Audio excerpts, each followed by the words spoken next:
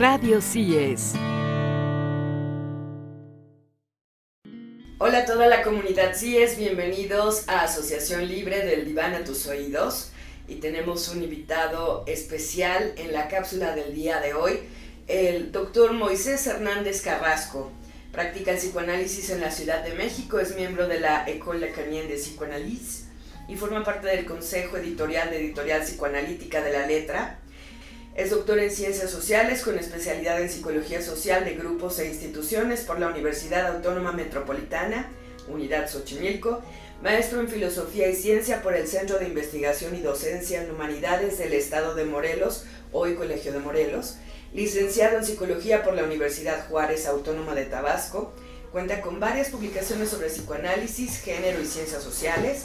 Ha sido ponente invitado en seminarios y coloquios en Ciudad de México, Puebla, Querétaro, Villahermosa, Jalapa, San José, Costa Rica, Tlaxcala, etc. Sus líneas de trabajo son psicoanálisis, epistemología, género y procesos de medicalización. Desde septiembre de 2017 es profesor invitado del CIES, a cargo de un seminario metodológico basado en textos de Michel Foucault. Colabora en el proyecto La Hora Segura de la organización It Gets Better México, que trabaja con jóvenes LGBT. Bienvenida. Muchas gracias, Gracias Gaby, por estar aquí. y gracias por la invitación al CIES y al equipo de este programa. Realmente me da mucho gusto estar acá y bueno, pues veamos qué se nos ocurre en la Asociación Libre. Bueno, pues de entrada habías propuesto un tema que puede ser realmente polémico. Me gustaría que dijeras tú el título porque lo dices de una manera hermosa. Bueno, pues va, sí, ciertamente yo te había propuesto que habláramos de las pseudoterapias de conversión, que acotemos son esas terapias que supuestamente curan la homosexualidad. Ya hablaremos un poquito de ellas. Entonces, de las pseudoterapias de conversión y el río revuelto de la psicología en México. Eso suena, como te decía, polémico y suena controversial. Río revuelto de la psicología y pseudoterapias de conversión. ¿Qué de veras no se puede curar? La homosexualidad. Bueno, hay muchísima publicidad por ahí. A ver, Estoy siendo irónica, por supuesto. Sí, eso espero porque si no salgo corriendo así, ¿cómo? ¿En qué espacio estoy? No me vaya a salir la gente del frente de la familia del otro lado del espejo, ¿no? Sí, desde la cámara de esto Gesell. Esto fue una trampa. No, lo que pasa es que de verdad hay muchos anuncios allá afuera de ven, aquí te curamos con estos procesos, con estos rezos, etcétera. Hay como muchas cosas que se dicen allá afuera y bueno, también nos ve mucha gente que sabe o no sabe del tema, entonces por eso que bien que estás aquí para orientarnos acerca de esto. Bueno, ok. Respecto de si se puede curar con todo y que ha sido una pregunta irónica, claro. Ciertamente hay gente que se la plantea muy seriamente. Por supuesto. Personas que, por ejemplo, padres o madres de familia que en ciertos, en ciertas situaciones, frente a la salida de closet de un hijo, de una hija, como persona LGBT, lo primero que piensan es que quisieran modificar eso, ¿no? O sea, entonces buscan a quien les pudiera presuntamente ayudar. Por supuesto que no va a faltar quien quiera lucrar con la angustia y con el desconocimiento sobre el tema de las familias. Y entonces quien dirá que sí se puede curar. Pero bueno, tengamos en cuenta que por lo menos en este país, y no solamente en este país, todo lo que se refiere a la práctica de los psicólogos y de los psiquiatras está reglamentado por los criterios de la Organización Mundial de la Salud, de la OMS, de la Asociación de Psiquiatría Americana, de la APA, y entonces tanto para la OMS como para la APA, todos los aspectos relacionados con la orientación sexual son reconocidos como una característica más de la diversidad de la sexualidad humana, y desde hace ya sus buenos 20 años, más de 20 años, la homosexualidad salió totalmente de los manuales diagnósticos, la homosexualidad en todas sus variantes, e incluso al día de hoy estamos en puertas de la despatologización también de la transexualidad. Entonces, en ese sentido, sí, para la OMS y para la APA, ni la homosexualidad ni la transexualidad ya serían una enfermedad. Pues bueno, simple y sencillamente ningún terapeuta, psicólogo o psiquiatra podría ofrecerse a curar algo que las instituciones que norman su práctica dicen que no es una enfermedad. Sería pues un despropósito como querer curar qué sé yo, la mexicanidad, por ejemplo, ¿no? Claro. O sea que pues, no, es que sí, porque todos los complejos del mexicano, y entonces para que sean felices hay que curar la mexicanidad. Estoy diciendo una barbaridad, pero es así de... Así de absurdo. Es así de absurdo, ¿no? O sea, más bien uno tendría, porque ciertamente en muchas ocasiones ser una persona LGBT va muy ligado a situaciones que hacen la vida dura, que en ocasiones incluso llevan a algunas personas al suicidio, pero no es porque inherentemente tener una orientación sexual o una identidad de género diferente sean enfermedades por sí mismas, sino más bien ahí el problema es todo el contexto social, toda la estructura social, toda la situación de exclusión, de discriminación, y en esa medida precisamente la APA desde 1997, 98, y esto además lo revisó en 2008, sentó los lineamientos respecto de que las personas LGBT, en el caso de consultar por por un malestar respecto a su orientación sexual a un profesional de la salud mental, pues lo que requerirían sería, por un lado, una terapia afirmativa y por otro lado, un trabajo de integración a los círculos sociales, que más bien eso se consigue en la medida en la que se va avanzando en la obtención de derechos, en que se va avanzando en la visibilidad, en la pues en la integración en lo social. Y bueno, y por supuesto que si tú puedes vivir en un ambiente donde no eres violentado 24/7, pues desaparecerán todos estos factores que aparentemente emanaban de tu condición, pero que más de tu condición como persona LGBT, pero que más bien tienen que ver con la violencia de la que eres objeto, ¿no? Entonces, va todo eso para decir que no existiría en México, y de hecho en ningún plan de estudio de universidades públicas, y entiendo que tampoco universidades privadas, salvo aparentemente sí en alguna de inspiración religiosa, no existiría en México ningún programa de formación de psicoterapeutas enfocados en cambiar la orientación sexual. Por lo tanto, no hay psicoterapeutas que brinden con el respaldo institucional ese tipo de terapias, o yo las llamaría pseudoterapias. Pero lo que hay, eso sí, es lo que ahora nombrábamos el río revuelto de la psicología en México. ¿Por qué? Porque por otro lado es muy interesante cuando uno hace un estudio de las prácticas discursivas sobre la psique, sobre la salud mental, sobre lo psicológico, que para empezar en este país parecería que todo el mundo le atribuye la cualidad de terapia a cualquier cosa, aunque no provenga de la psicología, ¿no? Entonces hay desde angeloterapia, qué sé yo, terapias de vidas pasadas, una cantidad de cosas que, bueno, por supuesto no se enseñan en ninguna universidad ni tienen ningún respaldo institucional, y una cantidad de personas que a partir de una cierta formación, digamos, que va desde tomar un diplomado en desarrollo humano, en desarrollo de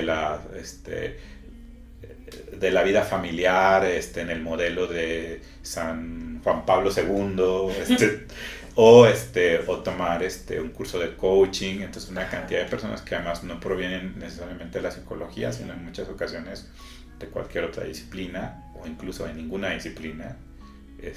Pseudodisciplinas. Pues digamos, Mm, Pensemos, por ejemplo, en los ministros religiosos que también tienen este tipo de prácticas.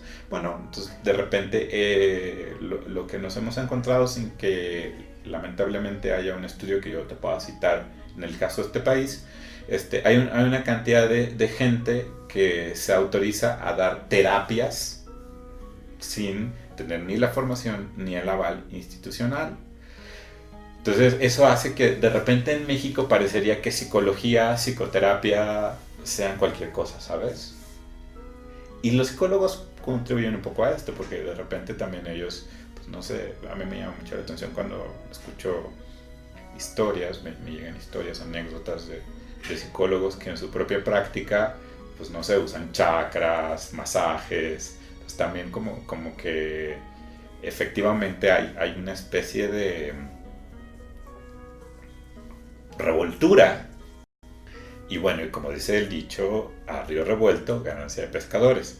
Y en este caso, curiosamente, los pescadores no necesariamente son los psicólogos. También recordemos que alguna información que circuló por ahí dice que son los que tienen los mayores, entre las profesiones que tienen mayores números, índices de desempleo, que tienen menores ingresos económicos, pero por otro lado hay una gran cantidad de gente que lucra con prácticas de apariencia psicológica, y se reivindican como terapeutas, y que en el caso de las pseudoterapias de conversión son las que parecerían llevar la voz cantante en la discusión sobre su prohibición o su implementación, ¿no?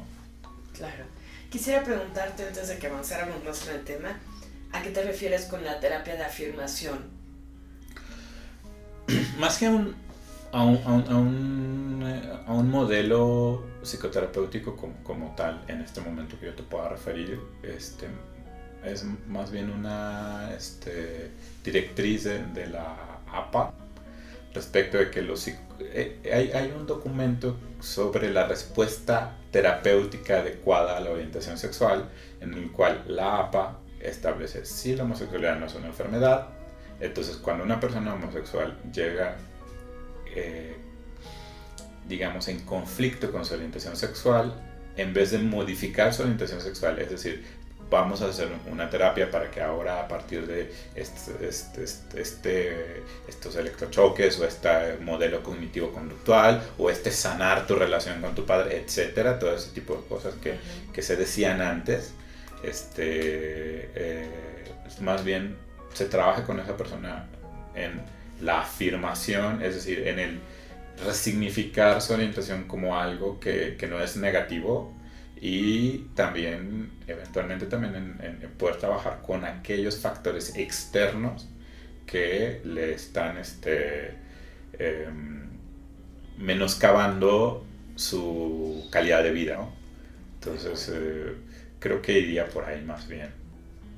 Ahora quisiera preguntarte, ¿por qué está este río revuelto? ¿Qué está pasando con los psicólogos? ¿O por qué su voz no se está escuchando para expresar su postura como tú lo estás haciendo ahora? ¿Qué ocurre? Es una cosa que es un poco complicada de plantear. Hay un asunto, primero, o sea, la psicología brinda un vocabulario que no es de repente exclusivo a los psicólogos. De repente las sociedades pues han empezado a hablar en términos psicológicos, psicopatológicos. Entonces la gente ya no dice estoy triste, sino dice tengo depresión. La gente de repente también te da consejos de no, ¿qué pasa? Es que necesitas subir tu autoestima, sanar tu niño interior, etc. Bueno, que lo del niño interior que no tiene nada que ver con la psicología. Está bipolar, no le hagas caso. O está bipolar, no le hagas caso, ¿no? Entonces, en ese sentido, la psicología ha sido algo que ha permeado la cultura. Pero por otro lado, y particularmente en nuestro país, me parece que si hacemos un rastreo histórico, resulta que en muchas ocasiones la psicología, el psicoanálisis e incluso el vocabulario de psiquiatría llegaron antes a México que los psicólogos, los psiquiatras y los psicoanalistas mismos. Entonces, por ejemplo, hay un par de textos en los que pienso por ejemplo en un texto de Monsiváis, que era cronista, que se llama Variedades del México Freudiano. Y entonces Monsiváis justo lo que cuenta es cómo los conceptos psicoanalíticos llegaron a México antes que los psicoanalistas y cómo poco a poco la sexualidad, lejos de ser eso prohibido, pecaminoso, se convirtió en un tema de interés e incluso de divertimento de la gente. Las clases más cultas, etcétera, ¿no? O sea, cómo los intelectuales posrevolucionarios empezaron a aplicar a su manera, por supuesto sin analizarse jamás ni nada, las teorías de Freud, de Adler. Y bueno, entonces un poco así pasa, digo, con la historia de la psicología también, no solo la de psicoanálisis. Hay una apropiación que incluso es la que de repente puede producir la demanda de, bueno, necesitamos entonces escuelas de psicología porque esto parece muy interesante. Y todo el mundo habla así, como en esos términos, como decíamos hace un rato, ¿no? Y eso justo lo que ha generado son una serie de prácticas discursivas, pero recordemos que discursivas implica también con ciertas concreciones materiales en las cuales o sea, parecería que todo el mundo es psicólogo. Claro, lo que conlleva que no haya incluso en muchas ocasiones una crítica. La ventaja de las instituciones, por mucho que se las satanice de repente, de la universidad en particular, es que puedes someter a discusión las cosas. Pero bueno, prácticas que florecen así silvestremente, de repente requieren otro tipo de respuestas, ¿no? Que es un poco lo que ha pasado con las pseudoterapias de conversión. Son prácticas que son ejercidas en ocasiones por psicólogos, sin tener ningún tipo de respaldo institucional, formativo ni nada de esto, pero las más de las veces por personas que van desde ministros religiosos hasta coaches que, como decía hace un rato, lucran con la angustia, por ejemplo, de las familias o de las propias personas LGBT que tienen un conflicto con su orientación. Les ofrecen curarlas, pero curarlas de algo que oficialmente para la psicología no es una enfermedad. Claro. Uh-huh. ¿Y qué procede con estas pseudoterapias? O sea, ¿qué le podrías decir a la gente que está atrapada en este conflicto y que ha considerado la posibilidad o la opción con tal de encontrar luz o paz o qué sé yo, una respuesta en esta situación? ¿Qué le diría además de que se trata de prácticas charlatanas? Mira, me parece que es importante que las personas sepan que hay posibilidades de expresar y vivir esa orientación, incluso de salir de repente de esto que sobre todo las conflicta muchas veces, sobre todo a las personas más jóvenes, ¿no? De salir de los espacios donde son objeto de violencia, de lo que ahora llaman bullying, y que justamente la organización con la que colaboro se ocupa de llevar el mensaje de que las cosas mejoran y que tener una orientación sexual diferente no es una condena a pasarla mal por la vida. Entonces, creo que por ahí iría lo que podría decir. Ahora,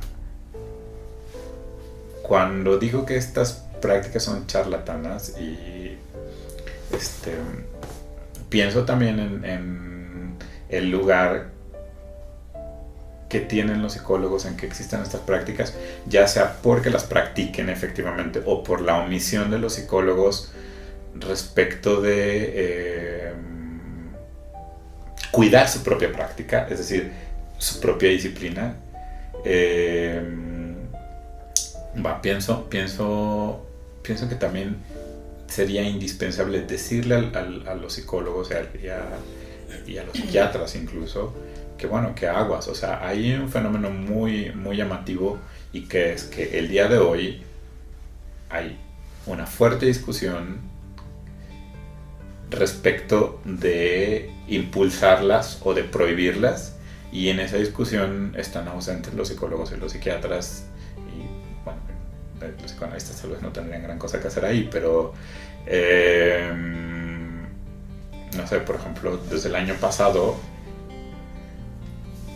o incluso desde antes, pero con el surgimiento de este movimiento del Frente Nacional de la Familia, por ejemplo, uno de los temas que se ha tratado de impulsar desde ahí, desde el conservadurismo, desde la derecha en este país, desde la ultraderecha incluso, es el que las personas accedan a este tipo de terapias, pero justo haciendo valer la idea de que hay una enfermedad que curar, por supuesto sin referirse a cuáles son realmente los criterios de la psicología o la psiquiatría, ¿no?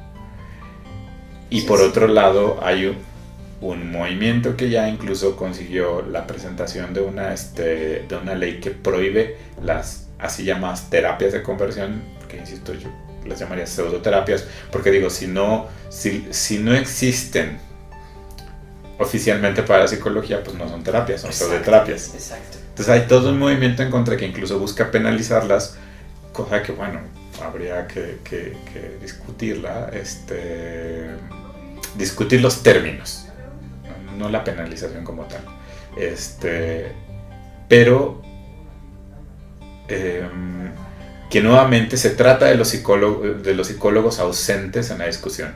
Son ahí ya los activistas de la diversidad sexual, que no son psicólogos, que no son profesionales de la salud mental, los que están llevando la voz cantante, y mientras tanto, bueno, no sé los psicólogos que están haciendo en este país. A mí me inquieta mucho eso, ¿no? O sea, cómo las discusiones que en este momento son importantes sobre la práctica de la gente que se dedica a la psicología no necesariamente cuentan con la voz de ellos, y no es porque se reprima la voz de los psicólogos y los psiquiatras y de la gente que se dedica a la salud mental de alguna manera o de otra, es porque además parecería que este tipo de problemas no interpelan a los psicólogos. No sé en qué mundo viven, ¿sabes? Hace rato mencionabas que hay mucha gente que lucra con temas que son psicológicos, uh-huh, y que los psicólogos son considerados como los de los que menos ganan, ¿no? Uh-huh. En este país. ¿Qué tan válido sería que se aprovecharan de estas herramientas como para hacer escuchar su voz, ¿no? Como de la que se están aprovechando todas las personas que sí lo están haciendo y que no son psicólogos? ¿Qué tan válido sería de, bueno, yo voy a usar estas herramientas, no sé, de marketing, qué sé yo, para, hey, a ver, tengo algo que decir y tengo este sustento como psicólogo? Es un poco feo pensarlo en términos solamente económicos, aunque la verdad es que también hay una variante económica en esto. Es decir, la angustia vende. Entonces, de hecho, la angustia, el pánico moral es una herramienta también como para mover a las personas. Te armas una campaña que dice, con mis hijos no te metas, y entonces con esa campaña lo que estás diciendo es que las feministas, que las personas LGBT, que la gente que lucha por los derechos de la diversidad sexual son enemigos de tus hijos, son tus enemigos, y entonces claro, provocas mucho pánico, mucha angustia, y eso reditúa políticamente pero también económicamente, ¿no? Ahora, pensando en el caso de los psicólogos, o sea, sí es cierto, o sea, hay gente que está a partir de esos pánicos lucrando política y económicamente. No sé si el dinero es importante, pero no sé si ese sería el principal motivo por el cual los psicólogos tendrían que subirse al tren. No tanto por lo económico, sino, vaya, si va de la mano, pero por esta cuestión de hacerse escuchar, de hacerse ver. Me parece que primero habría que interrogarnos por qué no se sienten interpelados. O sea, ¿por qué son tan indiferentes? ¿Por qué se puede estar quemando el mundo? Y bueno, a veces es una tontería lo que voy a decir, pero a veces yo bromeo con algún amigo mío que es profesor universitario de psicología. Digo que lo que pasa es que los psicólogos son las primeras víctimas del mundo de caramelo ideal al que quieren prescribir que todos debamos adscribirnos, ¿no? O sea, de la autoestima, de la individualidad, de creer en ti mismo. Entonces no se fijan en lo que está pasando alrededor de ellos y al mismo tiempo son una de las profesiones más precarizadas. Y este mismo amigo decía alguna vez hace muchos años, una vez decía en un congreso de psicología, le decía a sus estudiantes, yo estaba entre esos estudiantes en esa época, decía, bueno, pues también en el carnaval de la sociedad, pues uno va adelante proponiendo cosas o uno va atrás recogiendo la basura, ¿no? Entonces, ¿qué digo? Pensando un poco, es un ejemplo un poco. Pero sí ocurre esto, ¿no? O sea,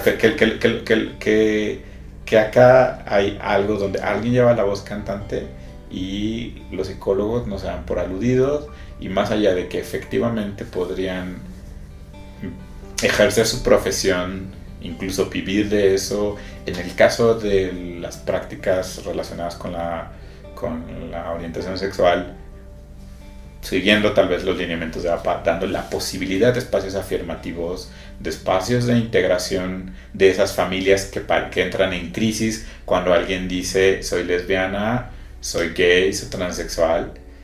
En vez de poder realmente formar parte de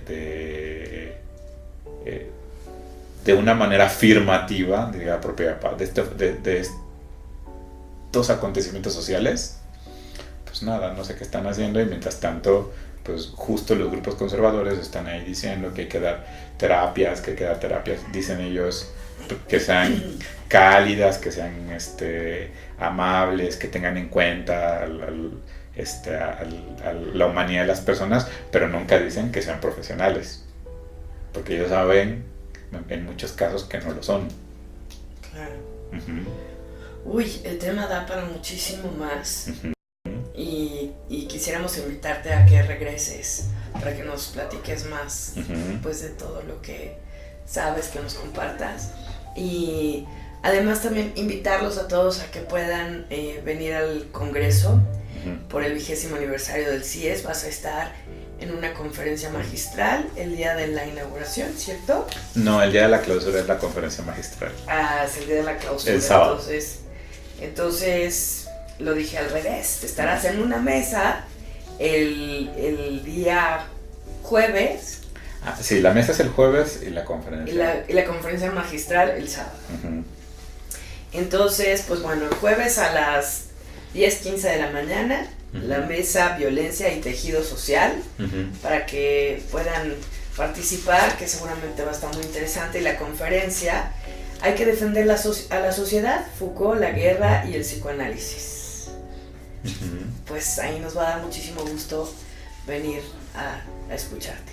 Bueno, a mí me va más gusto más bien dialogar, porque me pesa un poco ese título de lo magistral de la conferencia, ¿no? Creo que siempre más bien se trata de generar esos espacios donde todos tenemos algo que decir, y donde se pueden producir cosas que no estaban en el texto que uno trae impreso como para leer, sino en el diálogo, en la discusión, en el encuentro, en el desencuentro, pues se producen cosas que